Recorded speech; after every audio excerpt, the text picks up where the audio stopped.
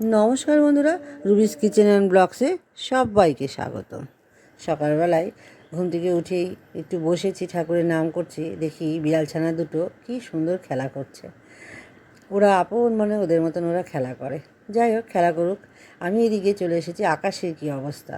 ওরে বাবা, এই তো আকাশের অবস্থা ভয়ানক। আবার বৃষ্টিতে সহজেই থামবে না। শুনেছি সামনে আমাবস্যা, তো আমরা ছোটোবেলা থেকে শুনেছি আমাবস্যার আগেও বৃষ্টি হয়, পরে বৃষ্টি হয়, হয়তো সেটাই হচ্ছে। যাই হোক, আমার সাথে সাথে আইসক্রিমও দেখছে।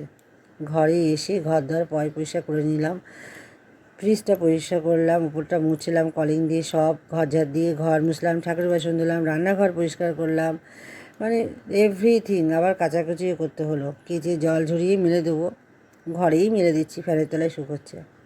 এই হচ্ছে। তারপরে একটু বসে নিয়েই চা খেয়ে নিলাম। চা খেয়ে জামা কাপড় ছেড়ে স্নানও করেছি, করে ঠাকুরকে দিয়ে নিয়েছি।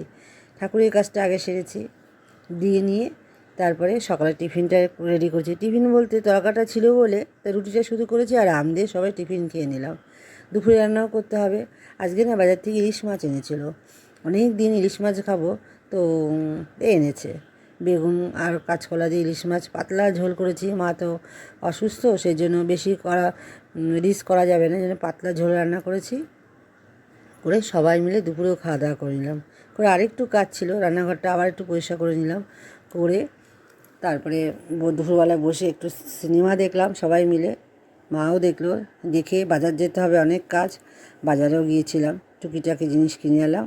তো মেয়ে অর্ডার দিয়েছিল চিকেন মোমো আর চিকেন স্যান্ডউইচ। এই হচ্ছে আমাদের রাতের খাবার। কেমন হয়েছে অবশ্যই তোমরা কমেন্ট করে জানাবে, আর আমার চ্যানেলটিতে প্রচুর প্রচুর লাইক শেয়ার করবে। চলো আজকে এই পর্যন্ত, সবাই ভালো থেকো, সুস্থ থেকো। আগামীকাল আরেকটি নতুন নতুন ব্লগ নিয়ে তোমাদের সামনে হাজির হয়ে যাব। টাটা।